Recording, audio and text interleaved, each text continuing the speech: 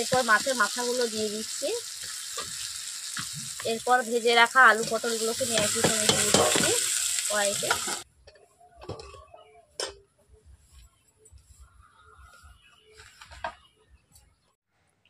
Hello বন্ধুরা, অনু village cooking চ্যানেলে আপনাদের অনেক অনেক স্বাগত জানাই। আজকে একটি রেসিপি নিয়ে চলে এসেছি, পটল আলু আর মাছের মাথা দিয়ে, রুই মাছের মাথা দিয়ে আজকে পটল আলু তরকারি করব।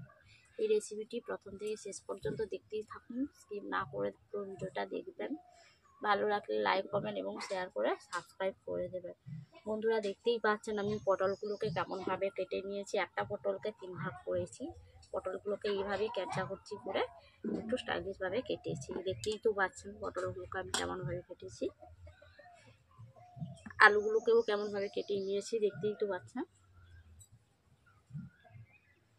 ডুবো ডুবো করে আলুগুলোকেও কেটে ফেলেছি।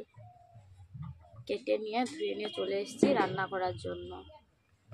দেখতেই থাকুন পটল আলু তরকারি আমি কেমনভাবে রান্না করি। পটলগুলোকে প্রথমে আমি নুন,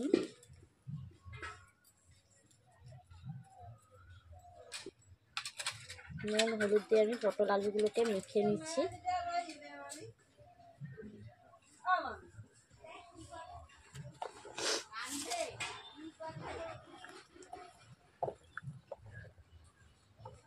বন্ধুরা দেখতেই পাচ্ছেন আমি আলুগুলোকে হলুদ আর নুন দিয়ে মেখে নিচ্ছি।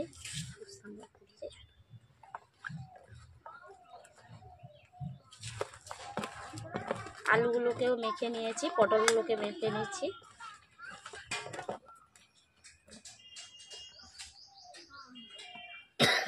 বন্ধুরা দেখতেই পাচ্ছেন আমি আলু পটলগুলোকে নুন হলুদ দিয়ে মেখে নিয়েছি। আপনারা রেসিপিটি দেখতেই থাকুন আমি কেমনভাবে রান্না করছি। আমি প্রথম তার জন্য উনুন জ্বালিয়ে নিচ্ছি। বন্ধুরা দেখতে পাচ্ছেন উনুন জ্বালিয়ে ফেলেছি, কড়াই বসিয়ে দিচ্ছি এখন।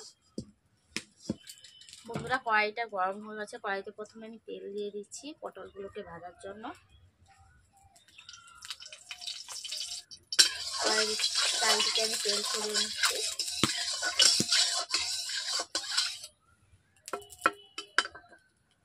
এরপর আমি পটলগুলোকে এখন কড়াইয়ের মধ্যে দিচ্ছি।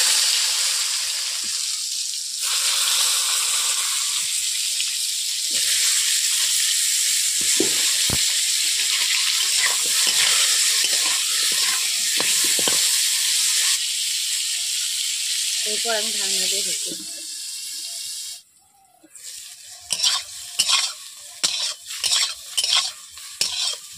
বন্ধুরা দেখতেই পাচ্ছেন পটলগুলোকে আমি লালচে করে ভেজেই নিয়েছি, দেখতেই তো পাচ্ছেন।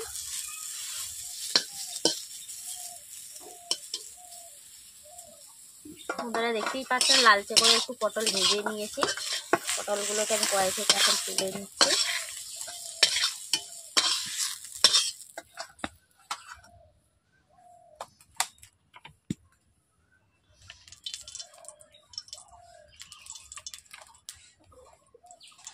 এরপর এখন আমি দিয়ে দিচ্ছি আলুগুলো।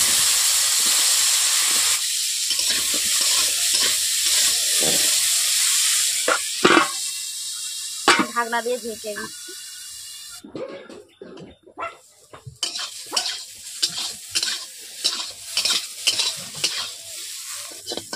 বন্ধুরা দেখতেই পাচ্ছেন আলুগুলো লালচে কালার হয়ে গেছে। বন্ধুরা আলুগুলো ভাজা ভাজা হয়ে গেছে, লালচে করে ভেজে নিয়েছি। আমি কড়াই থেকে এখন তুলে নিচ্ছি।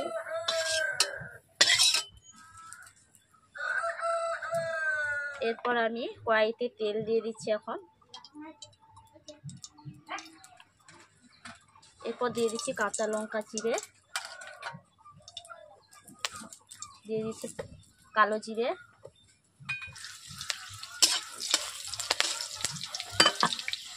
এরপর দিয়েছি পেঁয়াজ কুচি,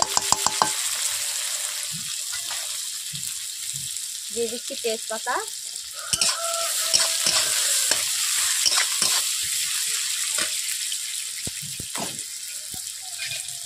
পেঁয়াজগুলো গলে যাওয়ার জন্য সামান্য নুন দিয়ে দিচ্ছি এখন।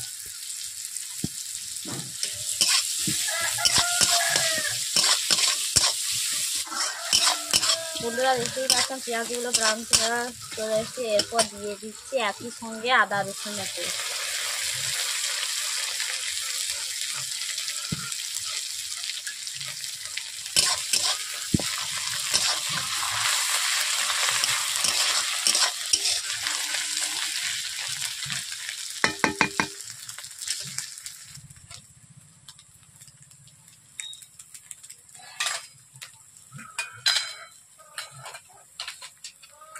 দিয়েছি লঙ্কা গুঁড়ো,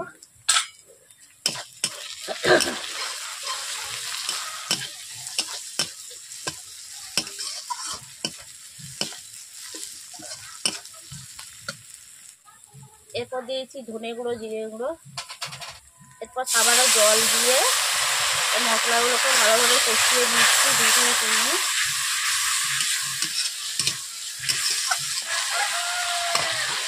বন্ধুরা দেখতেই পাচ্ছেন মাছের মাথাগুলো আমি আগে থেকে ভিজে রেখেছি। এই মাছের মাথাগুলো মশলার মধ্যে দিয়ে দেবো।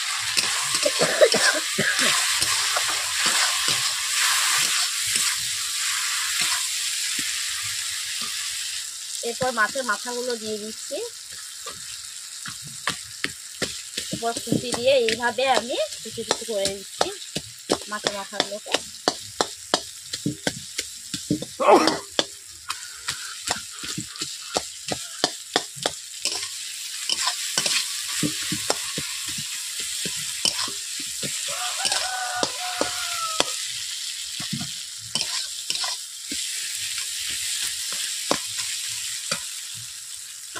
এরপর ভেজে রাখা আলু পটলগুলোকে নিয়ে একই সঙ্গে দিয়ে দিচ্ছি কড়াইতে।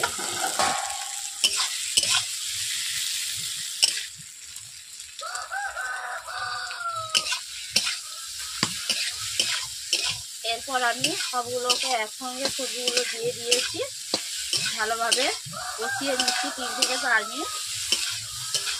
যেহেতু পটল আলু আগে থেকে ভেজে রেখেছিলাম, পটল আলু নুন দেওয়া ছিল, পেঁয়াজেও নুন দিয়েছি অল্প করে, তার জন্য আমি স্বাদ মতো অল্প করে নুন দিয়েছিলাম পটল আলু কষার মধ্যে। বন্ধুরা দেখতেই পাচ্ছেন পটল আলুটাকে আমি কষিয়ে নেওয়া হয়ে গেছে। পটল আলু থেকে তেল ছিটিয়ে যাচ্ছে, দেখতেই তো পাচ্ছেন। এরপর আমি সামান্য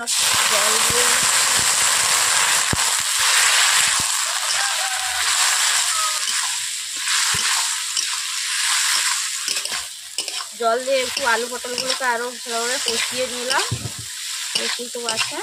এরপর আমি জল দিয়ে দিচ্ছি।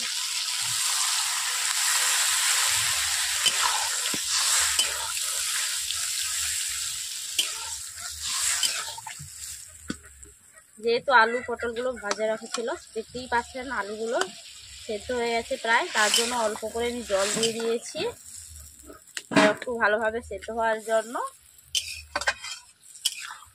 আলু পটলগুলোকে আমি 4 মিনিট ফুটিয়ে নিচ্ছি। বন্ধুরা দেখতেই পাচ্ছেন আলু পটলটা কেমনভাবে ফুটছে।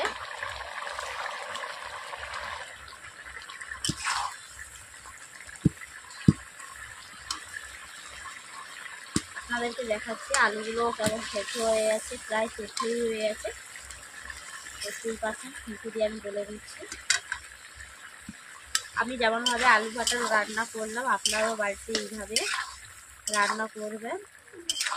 রুটির সঙ্গেও খেতে পারবেন, ভাতের সঙ্গেও খেতে পারবেন।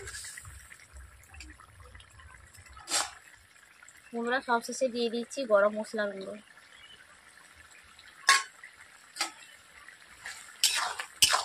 গরম মশলা গুঁড়ো দেওয়ার পর এইভাবে আমি নেড়ে নিচ্ছি।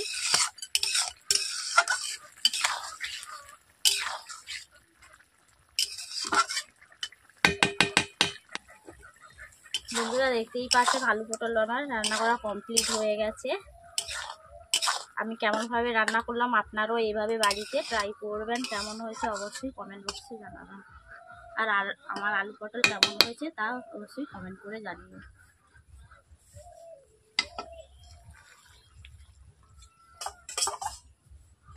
কড়াই থেকে ঢেলে নিচ্ছে।